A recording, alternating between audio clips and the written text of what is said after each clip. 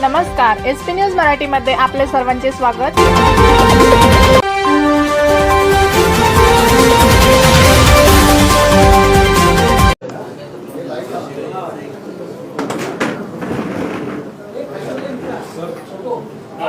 करिए सुरू।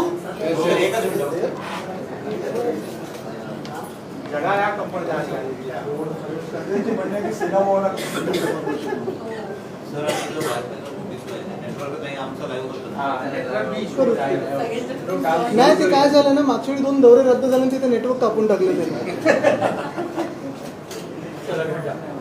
आज कोणाचा करायचा रद्द दौरा करूया? थोडं वेळ पुढे मागे आपली प्रेस कॉन्फरन्स जी होत होती, पहिलं 12:30 मग अर्थात पवार साहेबांची प्रेस कॉन्फरन्स होती, त्यानंतर 3:30 ठरली, मग आता 2:30 झाली। थोडी गडबड अशी झाली की खालती यायच्या आधी मला एवढ्या मंत्र्यांचे फोन आले की आमचा दौरा रद्द करू नका, तर त्याच्यात फोन घेण्यात उशीर झाला। असं मी गंमतीचा भाग बाजूला ठेवत असताना मला वाटतं गेल्या 2-3 दिवसातल्या ज्या घडामोडी आहेत त्या आपल्या मुंबईसाठी फार महत्त्वाच्या आहेत, महाराष्ट्रासाठी फार महत्त्वाच्या आहेत। ज्या 2 बातम्या मी आपल्या समोर ठेवणार आहे त्या दोन्ही बातम्यातून हे कळतं आणि हे दिसतं की जे आम्ही पहिल्यापासून बोलत आलेलो तेच सत्य होतं आणि सत्याचा आज मोठा विजय झालेला आहे।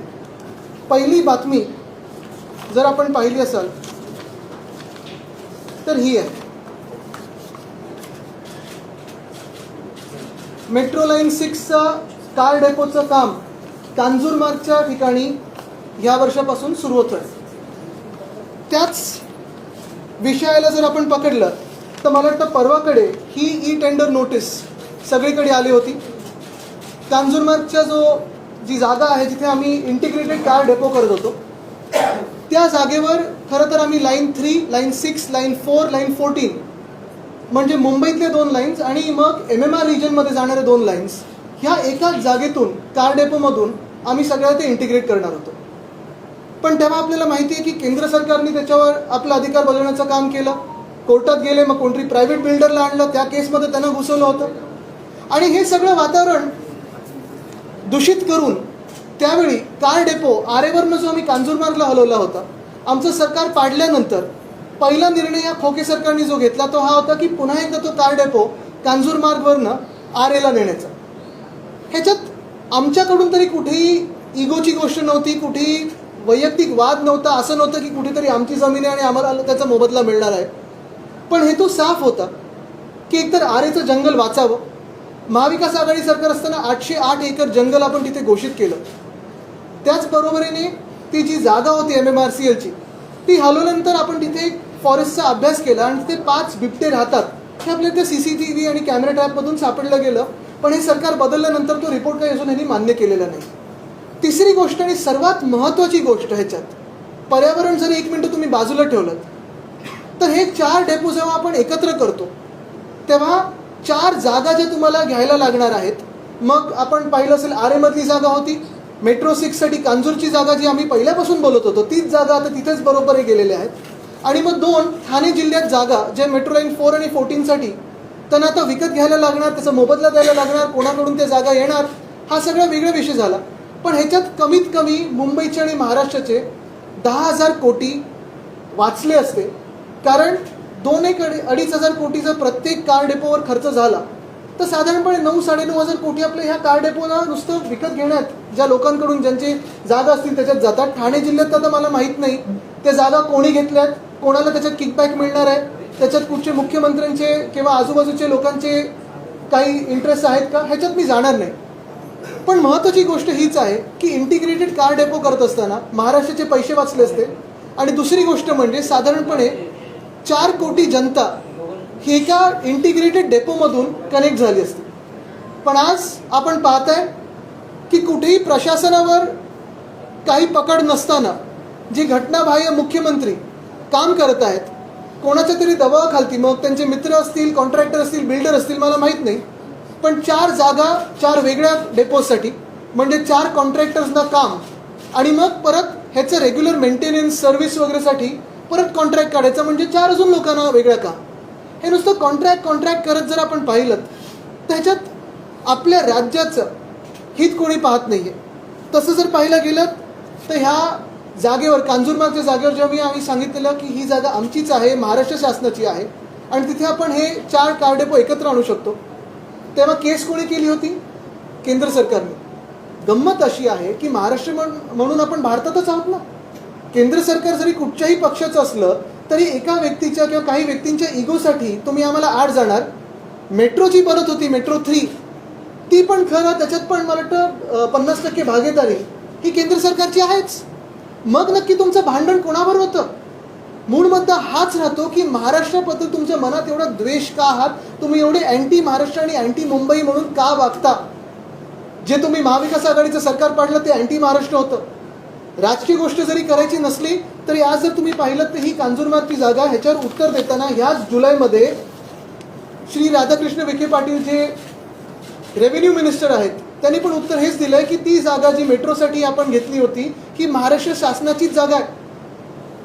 हे आत्ता सध्या भाजपमध्ये आहेत आणि भाजपच्या मंत्री आहेत, खोके सरकारमध्ये आहेत, त्यांनी पण हेच उत्तर दिलं आहे आणि ही अधिवेशनात उत्तर दिलेलं आहे अनिल परब साहेबांना ह्या जुलैच्या सेशनमध्ये की ही जागा आमचीच आहे. म्हणजे एकच गोष्ट ह्याच्यातून कळते की जे महाविकास आघाडी सरकार म्हणून आम्ही पाऊल उचललेलं की इंटिग्रेटेड कार डेपो करायचं, महाराष्ट्राचे पैसे वाचवण्याचं, पर्यावरण जपायचं, ते योग्य होतं. आणि आज नुसतं आम्ही बोलत नाही तर हे खोके सरकार पण आमचा निर्णय होता त्याच्यावर शिक्कामोर्तब करत आहे की होय, ती जागा कांजूरमार्गची ही महाराष्ट्र शासनाचीच होती. त्या केसेस विड्रॉ झाल्या, चुकीच्या झाल्या, त्यांनी काय केलं मला माहीत नाही, पण केसेस आज गायब झालेल्या आहेत. कोर्टात हा आता हे चालत नाही आहे, बंद झालं आहे कोर्टमध्ये केस आणि ही जागा आता ती मेट्रो 6ला देतात. माझी आज परत एकदा स्पष्ट मागणी असणार आहे ह्या खोके सरकारला जे आता निर्णय घेत आहे की आज जर ही जागा तुम्ही कांजूरमार्गची जागा जर मेट्रो 6साठी घेत असाल, तुम्ही मेट्रो 3 RAची तर वाट लावतच आहात, जंगल कापत आहात, तिथे तुम्ही आता बांधायला सुरू केलेलं आहे, पण अजूनही मेट्रो 4 आणि 14साठी जी जागा तुम्ही विकत घेणार आहात तिथे पैसा न खर्च करता, पैशाची उधळपट्टी न करता तुम्ही एकाच जागेतून करा. कारण कार डेपोला जाते कधी मेट्रो बोगी? महिन्यातून एकदा, 3 महिन्यातून एकदा सर्व्हिसिंग मेंटेनन्ससाठी, प्रत्येक रात्री काही जात नाही. तर तुम्ही अजूनही हे पैसे वाचू शकता महाराष्ट्राचे आणि कॉन्ट्रॅक्टर्स कमी करू शकता. आज पुन्हा एकदा मी मागणी करतोय की सगळे कार डेपोज तुम्ही कांजूरमार्गला न्या, कमीत कमी लाईन 6, लाईन 4 आणि लाईन 14चे तरी तुम्ही नेले पाहिजे. दुसरी मोठी बातमी जी आज मला पेपरात दिसली आणि ते पाहून पण आनंद झाला ते म्हणजे जानेवारीपासून आपल्याच माध्यमातून मी दुसरा विषय घेत होतो, तो म्हणजे रस्त्याच्या घोटाळ्याचा. आपल्याला आठवत असेल 14 की 15 जानेवारीच्या आसपास मी पहिली बैठक आपल्या माध्यमातून घेतली आणि पहिली ही बातमी जनतेसमोर आणली. त्याच्यात आपल्याला प्रत्येकाला मी दाखवलं होतं की हे 5 कॉन्ट्रॅक्टर्स त्यांना कसं ह्या कॉन्ट्रॅक्टमध्ये आणलं गेलं, त्यांनी जिंकली कशी बिड्स आणि सरासरी 8% ह्यांना फायदा कसा होत होता. तेही किंमत वाढवल्यानंतर, ते झाल्यानंतर अर्थात ते 8% ह्या सरकारला कमी करायला लागले कारण आपण बैठक प्रेस कॉन्फरन्स घेतली त्याच्यातून ते लोकांसमोर आलं.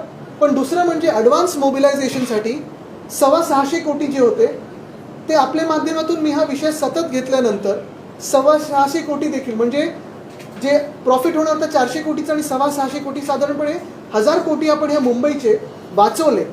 हे वाचवल्यानंतर तरी देखील आपण दबाव त्यांच्यावर टाकत होतो की जे तुम्ही भूमिपूजनं 18 जानेवारी 2023ला केली होती त्याचं पुढे काय झालं. जानेवारीमध्ये प्रेस कॉन्फरन्स घेतली, फेब्रुवारीमध्ये घेतली, मार्चमध्ये घेतली, अधिवेशनात हा विषय घेतला, एप्रिलमध्ये विषय घेतला, मेमध्ये घेतला आणि मेमध्ये मला एक यादी आली BMC कडून. ती यादी ही आहे. साधारणपणे मी पुन्हा एकदा आपल्या सर्वांसाठी आणि मुंबईच्या जनतेसाठी सांगतो की जे वर्किंग सीझन असतो रस्त्यांसाठी तो 1 ऑक्टोबर ते दुसऱ्या वर्षाचा 31 मेपर्यंत असतो. ही यादी मला 31 मेला मिळाली होती. साधारणपणे 50 रोड्स प्रत्येक वॉर्डातले आणि एकसुद्धा रोड पूर्ण झालं नव्हतं. सगळे सेफ स्टेज म्हणजे अर्धवट, पण पाणी तुंबणार नाही, पाणी तर तुंबलंच, जो घोळ व्हायचा होता पावसाळ्यात तो झालाच, पण एकसुद्धा रस्ता हा पूर्ण केला नव्हता. आज बातमी ही आलेली आहे की मुख्यमंत्र्यांच्या मर्जीतील कंत्राटदारास नोटीस. ही लोकसत्तेची बातमी असते. म्हणजे जे मुख्यमंत्र्यांचे कॉन्ट्रॅक्टर्स आवडते जे मी सतत सांगत होतो ते आज ह्या बातमीतून पण कळलेलं आहे. तसंच मला वाटतं टाइम्स ऑफ इंडियामध्ये पण बातमी आलेली आहे. पण दक्षिण मुंबईतले शहरातले रस्ते ज्या मोठ्या पॅकेटमध्ये एका कॉन्ट्रॅक्टरला गेलेले, परत एकदा मी कॉन्ट्रॅक्टरचं नाव घेणार नाही, पहिल्यापासून घेतलं नाही 5 कॉन्ट्रॅक्टरचं नाव, कारण कॉन्ट्रॅक्टरचं आपलं देणं घेणं नाही. मी हा लढा कॉन्ट्रॅक्टर्सच्या विरोधात नाही, कारण कॉन्ट्रॅक्टर्स तुम्हाला कामाला लागतातच, पण हा लढा ह्या सरकारमध्ये जो 100% भ्रष्टाचार चाललेला आहे त्याच्या विरुद्ध आहे. मुख्यमंत्र्यांतली मर्जीतली म्हणजे नक्की काय? त्यांनी निवडलेले कॉन्ट्रॅक्टर्स जसेही असतील तसे, पण आज त्या शहरातल्या कॉन्ट्रॅक्टरला नोटीस गेलेली आहे 15 दिवसाची टर्मिनेशनची नोटीस, की आम्ही तुम्हाला रद्द का करू नये. मला जे सांगण्यात आलं, काही अधिकारी मला सांगत होते, त्यांची नावं घेत नाहीत, नाही तर त्यांनाच नोटिसा निघतील किंवा त्यांच्यावर धाडी पडतील, पण त्यांनी पण सांगितलं होतं की पावसाळ्याच्या आधी पण ह्या लोकांना नोटिसा जाणार होत्या, पण कुठच्या तरी कोणीतरी नातेवाईकांनी वगैरे काही सेटलमेंट केलं असेल आणि CMतून फोन आला होता की हे आता कॉन्ट्रॅक्ट रद्द करू नका. पण आज आपण पाहतोय की दक्षिण मुंबईतलं कॉन्ट्रॅक्ट हे रद्द होण्याच्या मार्गावर आहे. आता दोन गोष्टी होऊ शकतात. 15 दिवसाची नोटीस असते, कदाचित 15 दिवसात सेटलमेंट होईल आणि ही नोटीस मागे घेतली जाईल, किंवा नाही तर ह्या कॉन्ट्रॅक्टरवर कारवाई होईल, पेनल्टी भरायला लागेल आणि ब्लॅकलिस्ट होतील. मूळ प्रश्न हाच राहतो की जी मी पहिल्या दिवसापासून सांगतोय की हा घोटाळा आहे, घोटाळा आहे, घोटाळा आहे. आज सिद्ध होतंय की हा घोटाळा आहे आणि मुख्यमंत्री महोदयांना जे घटना आहेत त्यांना काम करता येत नाही. जे प्रशासक बसलेत त्यांना पण मी विनंती करतो, माझ्यासोबत इथे 2 माजी महापौर बसलेले आहेत, कधीतरी ह्यांना पण विचारत जा, कारण 25 वर्ष मुंबई जी सांभाळलेली आहे ती ह्या सगळ्या नगरसेवकांनी आणि महापौरांनी सांभाळलेली आहे.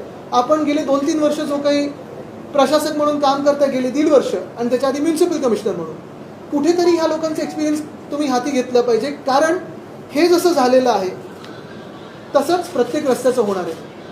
आज तारीख काय हो? 13 ऑक्टोबर, बरोबर आहे. म्हणजे 1 ऑक्टोबरला जी रस्त्याची कामं सुरू व्हायला पाहिजे होती ती झाली आहेत का?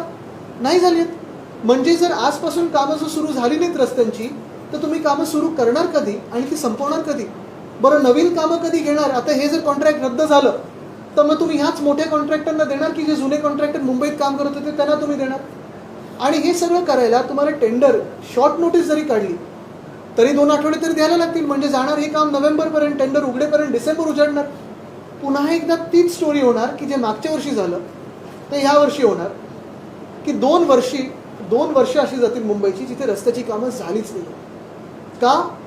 तर जे करप्ट मॅन आहेत, CM, त्यांचे आवडते बिल्डर, त्यांचे आवडते कॉन्ट्रॅक्टर, त्यांच्या मर्जीवर आज मुंबई महानगरपालिका असेल, इतर महानगरपालिका असतील, चालत असतील. आणि हे नुसतं मी मुंबईचं बोलतोय, अजून नागपूरचं, नाशिकचं, ठाण्याचं, पुण्याचं हातात आलेलं आहे सगळं काम. पण आज आपल्याच माध्यमातून मी पुन्हा एकदा जनतेला सांगेन की शिवसेना ही मुंबईसाठी जे काम करत आलेली आहे, महाराष्ट्रासाठी जे काम करत आलेली आहे, आम्ही महाविकास आघाडी म्हणून जे काम केलं हे आपल्या समोर आहे. काही बारकाई आम्हाला पण माहिती असतात, कारण गेले अनेक वर्ष आम्ही या मुंबईच्या कामांमध्ये नीट जपून जोपासून काम करत आलेलो आहोत. रात्री अपरात्री आम्ही मुंबईचे रस्ते इन्स्पेक्शनला बघायला गेलेलो आहोत. आणि जिथे आम्ही सांगतो की हे चुकीचं होतंय, ह्या घटना बाहेर सरकारने थोडं तरी ऐकून घ्यायला पाहिजे. जर त्यांच्या मनात घोटाळा करायचाच असेल तर करू शकतात. कर्नाटकाचं सरकार आपण पाहिलं, 40% सरकार होतं. आज मुंबईमध्ये, महाराष्ट्रामध्ये जे खोके सरकार चाललंय त्याचा जन्मच खोक्यातून झालेला आहे आणि 100% करप्ट सरकार आपल्या डोक्यावर बसवलेलं आहे. मी पुन्हा एकदा ह्याच सरकारला प्रश्न विचारेन की हा भ्रष्टाचार आणि हा द्वेष मुंबईबद्दल, महाराष्ट्राबद्दल तुमच्या मनात एवढा का आहे की काही झालं तरी महाराष्ट्राचं नुकसान करायचं, मुंबईचं नुकसान करायचं?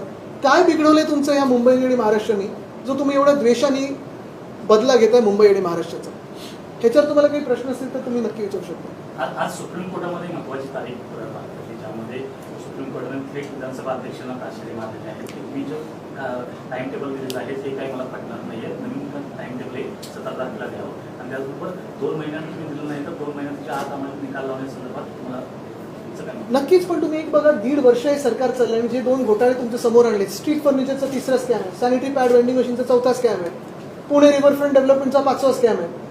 1.5 वर्ष ह्या घटनाबाह्य सरकारच्या खालती हे सगळे स्कॅम होत चाललेले आहेत, घोटाळ्यांवर घोटाळे चाललेले आहेत. आणि मी हवेतलं बोलत नाही, हे सगळे पुरावे आहेत माझ्याकडे, आकडे आहेत आणि हे सगळे आतून आलेले आहेत, लोकांनी दिलेले आहेत मला आकडे. मुद्दा हाच येतो की आपण पाहिलं असेल, अध्यक्ष महोदय जे आता ट्रायब्युनल म्हणून काम करतायत त्यांचा टाइमपास चाललेला आहे. आता सुप्रीम कोर्टाने त्यांना एक दिलेलं दणका, पण हीच आता इच्छा राहील की लवकर लवकर न्याय मिळो, कारण महाराष्ट्राची जनता त्रस्त आहे आणि हे घोटाळे आपल्या लोकांसमोर येतात. किती अजून घोटाळे आम्ही सहन करायचे? किती अजून मुंबईची लूट सहन करायची? किती अजून महाराष्ट्राची लूट सहन करायची? जे रस्त्याचं कॉन्ट्रॅक्ट चालू होतं त्या बीटमध्ये फक्त स्थानिक कॉन्ट्रॅक्टरांनाच समावेश होता. बीटिंगसाठी बाकीचे पण जे मोठे मोठे आहेत त्यांना का नाही स्थान? मला वाटतं आपण पाहिलं असेल, ठीक आहे, कॉन्ट्रॅक्टर कोणी येऊ शकतं. मी पुन्हा एकदा सांगेन की कॉन्ट्रॅक्टरचं नाव मी आत्तापर्यंत घेतलं नाही आणि कधीच घेणार नाही, कारण हा लढा कोणी कॉन्ट्रॅक्टरून मला भेटावा ह्याच्यासाठी नाहीच आहे. मध्येही खूप निरोप आले पण मी सुद्धा भेटलो नाही, कारण सेटल होणारे हे आज मुख्यमंत्री कार्यालयात बसलेले, तिथे नाही, मातोश्रीत नाही बसत. आणि म्हणून मी पुन्हा एकदा सांगतो की हे जे घोटाळे आहेत, ह्या घोटाळ्याची सखोल चौकशी आमचं जे सरकार येणार आहे, आता जेव्हा निवडणुका लागतील, हे सरकार बरखास्त झाल्यानंतर आमचं सरकार येईल आणि ज्यांना जेलमध्ये पाठवायचं असेल त्यांना आम्ही पाठवल्याशिवाय राहणार नाही. कारण ही लूट तुमची आणि आमची, मुंबईकरांची, महाराष्ट्राची. ह्याच्यात पुढचं पाऊल आमचं अर्थात CAG ला मी पत्र लिहिणार आहे. लोकायुक्ताकडे आमचं जाण्याची कारवाई सुरू झालेली आहे. कारण रस्त्याचा घोटाळा असेल, स्ट्रीट फर्निचरचा घोटाळा असेल, हे कांजूरमार्गचा घोटाळा असेल. बघा ना तुम्ही, आता 2 जागा हे ना एकत्र करायला लागणार. लँड ॲक्विजिशनची कॉस्ट जी असते ठाणे जिल्ह्यात ती द्यायला लागणार, त्याचा मोबदला द्यायला लागणार. त्या जमिनी कोणाच्या आहेत नक्की, कोणाला किकबॅक्स मिळणार आहेत. 4 कॉन्ट्रॅक्टर तुम्ही नेमणार 4 डेपोज बांधायला, कशाला? ते कांजूरमार्गच्या ठिकाणी जिथे आम्ही इंटिग्रेटेड डेपो बनवत होतो, एकच डेपो झाला असता, एफिशियन्सी वाढली असती, वेळ वाचला असता, किंमत वाचली असती. लोकायुक्तांकडे जाणार पडतं, ते नेमकं कोणत्या विषय? लोकायुक्ताकडे आणि कॅगकडे आम्ही ह्या रस्त्याच्या घोटाळ्यासाठी जाणार आहोत, आम्ही स्ट्रीट फर्निचरच्या घोटाळ्यासाठी जाणार. एकंदर पाहिलं असेल तर पूर्ण भ्रष्टाचारी सरकार आहे. खोक्यातून ज्या सरकारचा जन्म झालेला आहे ते सरकार, खोके सरकार, हे जगप्रसिद्ध झाले. 33 देशांनी नोंद घेतली आहे. मला आता मी मध्ये कुठेतरी गेलेलो, त्यांनी विचारलं मला, oh you come from the land of खोके सरकार. ठाकरेंच्या गरीब मंत्री दादा भुसे आणि इतर अधिकाऱ्यांसमोर बैठक झालेली आहे. यावर बोलताना विरोधी पक्षनेते विजय वडेट्टीवार असं म्हणतात की ठाकरेंच्या घरातून आता मंत्रालय चालतं का, असा सवाल उपस्थित केला आहे. नाही, मला वाटतं मी इतर विषयांमध्ये जाणार नाहीत. अनेक संघटना अनेक वेगळे विषय आणि एजेंडे घेऊन चालतात. मी ह्याच विषयावर फोकस करतो. मुंबईमध्ये अनेक प्रकल्प आहेत जे पूर्ण आहेत, मात्र त्यांच्या उद्घाटनामुळे ते रखडलेले हो. आहेत. धन्यवाद, आपण हा विषय घेतलात. कालच मी ट्विट केलेलं, नवी मुंबईमध्ये मला वाटतं 3 की 4 महत्त्वाचे प्रकल्प आहेत. मेट्रोपासून कितीतरी वर्ष रखडलेले प्रकल्प जे आत्ता 4-5 महिने होऊन पूर्ण झालेले आहेत. मला वाटतं एक बातमी अशी होती की मेट्रो जूनपासून तयार आहे, तरी पण घटनाबाह्य मुख्यमंत्र्यांची वेळ मिळत नाही. ते सतत दिल्लीला जात असतात. मी त्यांना विनंती करीन की एक समारंभ दिल्लीत तरी ठेवा, एअरपोर्टला उतरल्यानंतर बटन दाबा आणि उद्घाटन करा. पण किती वेळ थांबायचं लोकांनी? आणि मूळ मुद्दा हाच येतो ना की ही इन्फ्रास्ट्रक्चरची कामं आहेत, फ्लायओव्हरची कामं आहेत. तुम्ही बघा, हल्ली बाथरूम पण जर आम्ही बनवले तर आमचे मोठे फोटो लागले लागतात. कशाला? आम्ही जनतेचे प्रतिनिधी आहोत, पण पैसा पण हा जनतेचाच असतो. ठीक आहे, आमची छोटी आमचं फलक लागू शकतं, पण तुम्ही वेळेत जर केलं तर ठीक आहे, रिबिन कटिंग करा, फटाके फोडा, जे काही करायचं करा. पण तुम्हाला वेळ नाही आहे म्हणून उद्घाटन होणार नाही आणि जनता त्रस्त राहणार, जनता अडून राहणार. हा कुठचा न्याय झाला? You mentioned about the Kanjurmarg issue. Now they are going to buy 2 plots in Thane. Exactly. At exactly high cost. What prevents you from filing a PL to stop this nonsense which is happening? I believe the most important thing for me as someone in the opposition is to expose the scams of this Koke Sarkar. The first thing that has come out in yesterday's newspaper is about the work that will start at Kanjurmarg for the Metro Line 6. Now if you see, Metro Line 6 Kanjurmarg issue has been pending since almost 2020. We have been saying that this from day one, that this land belongs to Maharashtra, government of Maharashtra. We wanted an integrated depot of Metro Line 3, 6, 4 and 14, from where you could connect almost 3.5 to 4 crore people of Mumbai and MMR together, increasing the efficiency of metro, reducing the cost by almost 10,000 crores and reducing time being wasted on building this. Today what this illegal government, illegal regime in Maharashtra has done, it has created one car depot in RA, which is against environment. The other car depot now at Kanjur, the cases have magically disappeared, the litigants have disappeared. The government of India suddenly feels that this land also belongs to the government of Maharashtra, when funnily enough in Metro 3, government of India is a part of Metro 3. It is a stakeholder in Metro 3. And then 2 more land acquisition parcels will be taken up in Thane district. Now the question to be asked is, who own the land there? Who will get the kickbacks? And why spend so much money when you can actually have an integrated depot in Kanjurmarg itself?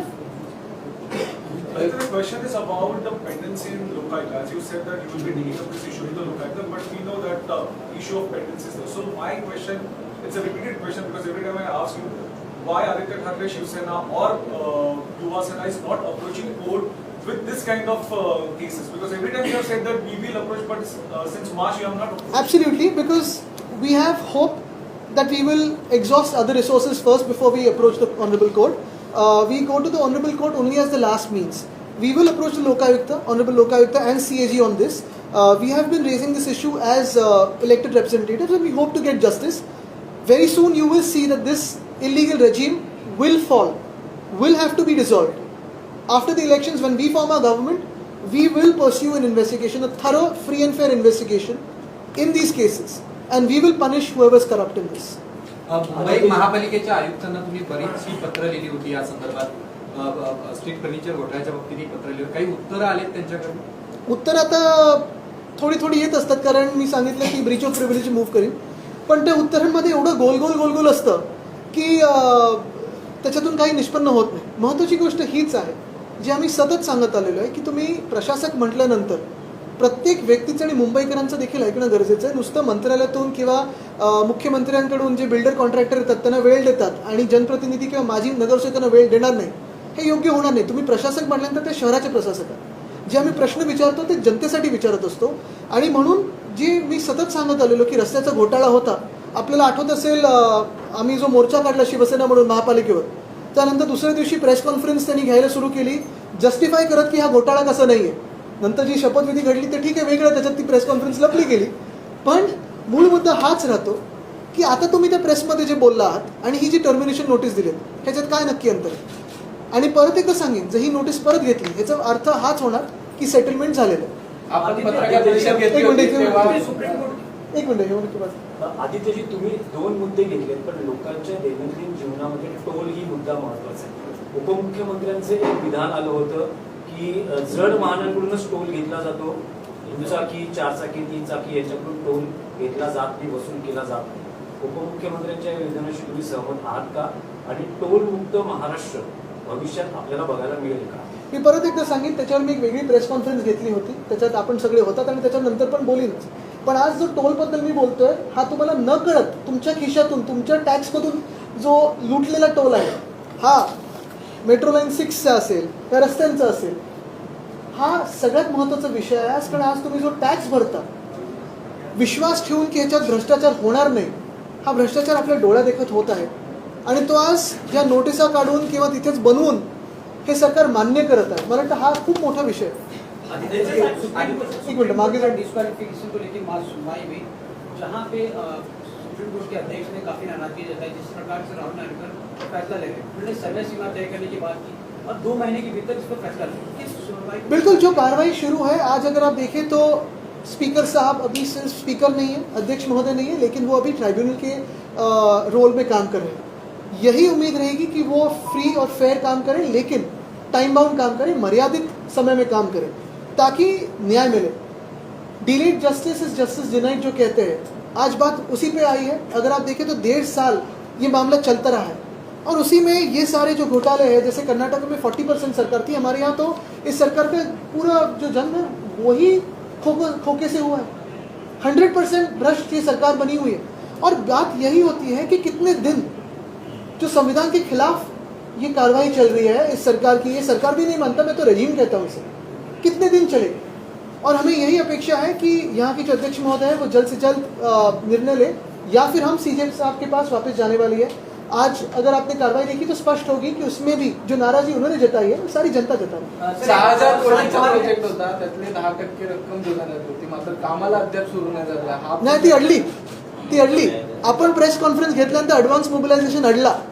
आपण press conference घेतल्यानंतर साधारणपणे जो 8% आहे ना profit होणार होता above revise estimate cost, तो अडला. 1,000 कोटी आपण वाचवले मुंबईचे. कॉन्ट्रॅक्टरला फाईन देखील लावण्यात आला होता. काय आहे की फायदा नाही झाला म्हणून किकबॅक नाही मिळणार म्हणून काम सुरू नाही झालं.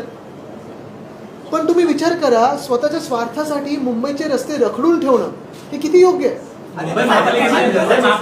संदर्भातला प्रश्न आहे. मुंबईच्या सुशोभीकरणासाठी ज्या ठिकाणी पत्र दिले तिकडे ऍडिशनल दिवे सुद्धा लावले जातात, पण आपल्या सरकारच्या काळामध्ये कोळसा जो होता त्याचा प्रश्न उपस्थित झाला होता. आगामी काळामध्ये हे जे दिवे ऍडिशनल लावले जातात त्यामुळे मुंबईवरती वीज पुरवठा किंवा वीज निर्मितीचा संकट येऊ शकतो. त्याच्यावर हातात जे काही पेपर आलेले आहेत त्याच्यावर आपण प्रेस कॉन्फरन्स घेऊच, कारण हे ब्युटिफिकेशनच्या नावाखाली जो मोठा घोटाळा झाला आहे आणि हे G20चा पण, ते सगळे कागदपत्र हातात आलेले आहेत, त्याच्यावर लवकरच आपण बोलू. मनोज जरांगे पाटील यांनी सरकारला दिलेली 40 दिवसाची मुदत संपत आलेली आहे. काल बोलताना मंत्री छगन भुजबळ असं म्हणाले की मराठा समाजाच्या सभेसाठी जवळपास 7 कोटी रुपये कुठून जमवले असा प्रश्न चिन्ह उपस्थित केलेला आहे. कसं बघता उद्या जालन्यामध्ये जवळपास 150 एकरवर जरांगे पाटील कार्यकर्त्यांसमोर सहभाग घेत आहेत. परत एकदा सांगेन की मी जास्ती विषय दुसरीकडे नेणार नाही. हा विषय महत्त्वाचा आणि आम्ही ह्याच्यावर बोलत असतोच. आत्ता पण मी छत्रपती संभाजीनगरमध्ये असताना ह्याच्यावर बोललो होतो. नुसतं एकच आहे की ह्याच्यात खरा जनरल डायर कोण, लाठीचार्ज करणारा, हे पण आम्हाला कळलं नाही. खारघरचा रिपोर्ट सादर झालाय, समोर कधी येणार?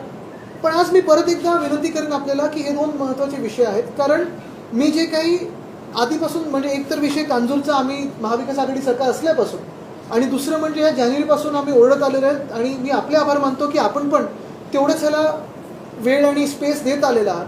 कारण हा विषय जरी हे वरती घराघरा फिरणारे मुख्यमंत्री असतील, मंत्री असतील, त्यांच्या दुनियेत खुश असतील कॉन्ट्रॅक्टर्सच्या आणि बिल्डर्सच्या, हे विषय आपल्याला रोज भेडसावणारे विषय आहेत.